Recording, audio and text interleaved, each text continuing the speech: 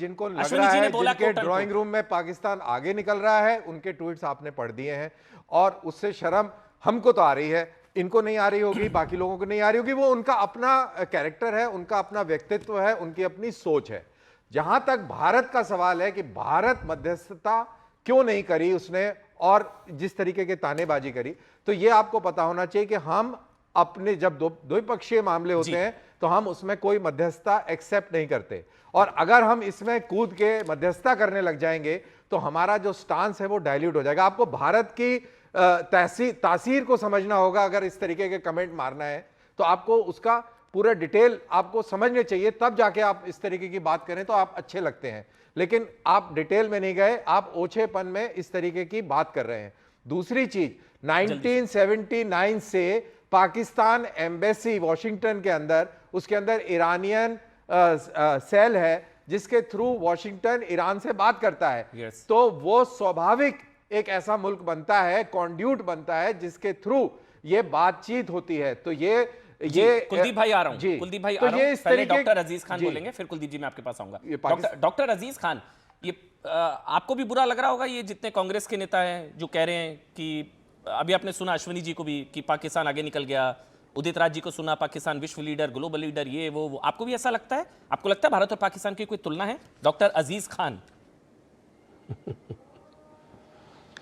देखिए अमन भाई, सबसे पहले तो हमारे इस खूबसूरत मुल्क का कंपैरिजन दूर दूर तक पाकिस्तान से नहीं है। क्या बात है? और मैं आज पाकिस्तान की कोई बात नहीं करूंगा। इसलिए नहीं बात करूंगा कि वो क्या कहावत है, ना पिद्दी का शोरवा, अंधे के हाथ बटेर लग गई। अब उसके हाथ एक बटेर लग गया, वो किन परिस्थितियों में और क्या क्या हालात रहे, मैं उस पर ज्यादा नहीं जानना चाह रहा हूं।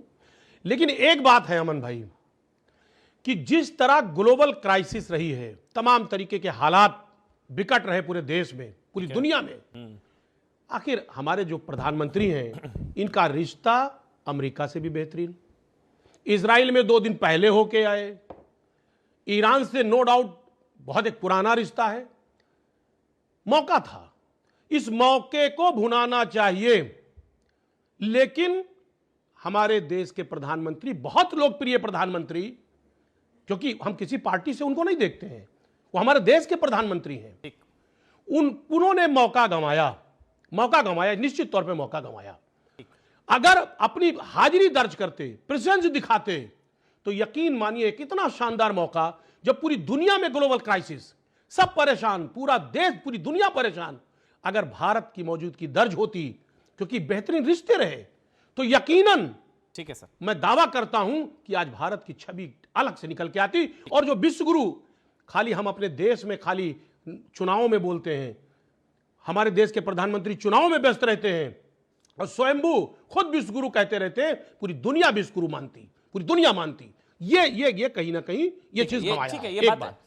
और दूसरी बात मैं आपको बता दूं, नहीं ये सच है, ठीक है, हमें पाकिस्तान ने क्या किया, क्या नहीं किया, मुझे उसने क्या उपलब्धि है, क्या विफलता है, क्या सफलता, उसमें चर्चा नहीं करना है, ठीक, क्योंकि उसकी कोई औकात नहीं है। भारत ने विश्व गुरु बनने का मौका गंवाया, ठीक है, कोट एंड कोट। ये मैं सवाल ले सकता हूं आपका, जो आपने बोला भारत ने विश्व गुरु बनने का मौका गंवा दिया, ठीक है। अब मैं ये सवाल लेकर जा रहा हूं आगे, ये ठीक है, वैलिड पॉइंट है भैया, मेरे को इसमें कोई प्रॉब्लम नहीं, आप सवाल पूछ सकते हैं, मैं भी पूछता हूं। लेकिन भारत से सवाल पूछते पूछते पाकिस्तान को विश्व गुरु बना देना, उससे मुझे प्रॉब्लम है। पाकिस्तान को ग्लोबल लीडर बना देना, बता देना, उससे मुझे प्रॉब्लम है। आपने नहीं बताया, अब मैं आपका सवाल आगे लेकर जा रहा हूं। मुझे अश्विनी जी से प्रॉब्लम हुई, मुझे उदित राज से हुई, मुझे वो शांति दूत बताने वालों से भी हुई, आम आदमी पार्टी जो संजय जी ने बोला उससे मुझे प्रॉब्लम हुई। लेकिन मैं एक सवाल दोनों दीपक वोरा जी और हर्षवर्धन जी, पहले हर्षवर्धन जी आपके पास जो वैलिड सवाल वो पूछना चाह रहे हैं, भारत ने विश्व गुरु बनने का मौका गंवा दिया, it is a missed opportunity, ये मिस्ड अपॉर्चुनिटी है, भारत के पास एक अच्छा मौका था, ये इसका जवाब दीजिए आप भी और दीपक वोरा जी, फिर मैं कुलदीप जी आपके पास आऊंगा। 40 सेकंड्स है। अमन भाई, विश्व गुरु बनने का मतलब क्या होता है, पहले तो इसको समझना चाहिए। यानी जो दुनिया को गाइड कर सके, जो दुनिया के लिए लाइट की तरह हो, रोशनी की तरह हो, जहां से उम्मीद दिखती हो, जो मानवता की उम्मीद हो, और जो आज के समय में जितनी तरह की चीजें हैं उसमें लीडरशिप रोल में हो। अब आपको मैं बताता हूं, दुनिया में सिर्फ 5 देश हैं जो आज हम जहां आर्टिफिशियल इंटेलिजेंस के मामले में खड़े हैं, वहां पर वो खड़े हैं। दुनिया का जो एलीट क्लब है स्पेस मिशन के मामले में, उसमें हम शामिल हैं। दुनिया में सेमीकंडक्टर के मामले में जो काम 1983 में चंडीगढ़ में फैक्ट्री लगी फिर क्यों बंद हो गई, ईश्वर जाने। कांग्रेस के समय में शुरू हुई थी, लेकिन नहीं हो।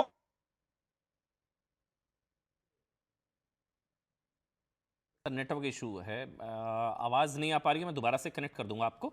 दीपक बोरा, भारत ने मौका गवा दिया विश्वगुरु बनने का, ये शिकायत है ऑपोजिशन की, और समाजवादी पार्टी ये शिकायत कर रही है भैया मिस्ड अपॉर्चुनिटी है। अच्छा आ गया एक मिनट आ गया 30 सेकंड। हाँ बोलिए हर्षवर्धन जी, बस 30 सेकंड में कंप्लीट कर रहे हैं, उनका नेटवर्क चला गया था। बोलिए मैं बस खत्म करता हूं। प्लीज।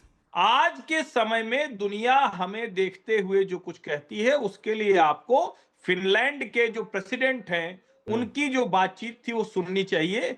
मेरे ख्याल से नाम उनका है अलेक्जेंडर स्टब, अगर ठीक नाम है, थोड़ा सा हो सकता है गड़बड़ हो तो दीपक जी सही कर देंगे। धुरंधर वाला। दुनिया के जो दूसरे देशों में जो एक, मैं याद दिलाता हूं आपको, ब्राजील के लूला डी सिल्वा ने हमारे बारे में क्या कहा था।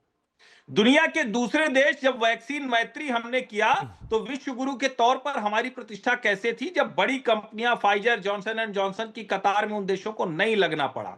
दुनिया के देशों को पता है कि बांग्लादेश जहां तख्ता पलट हुआ डेमोक्रेसी से चुनकर सरकार आई, हमने उनको डीजल दिया तारिक रहमान के सरकार के रिक्वेस्ट पर। दुनिया के देशों को पता है कि हम नेपाल को किस तरह से मदद करते हैं, मालदीव को किस तरह से मदद करते हैं, और श्रीलंका में पक्ष और विपक्ष दोनों वो कहते हैं कि भारत हमारा असली मित्र है। ये विश्वगुरु होना होता है।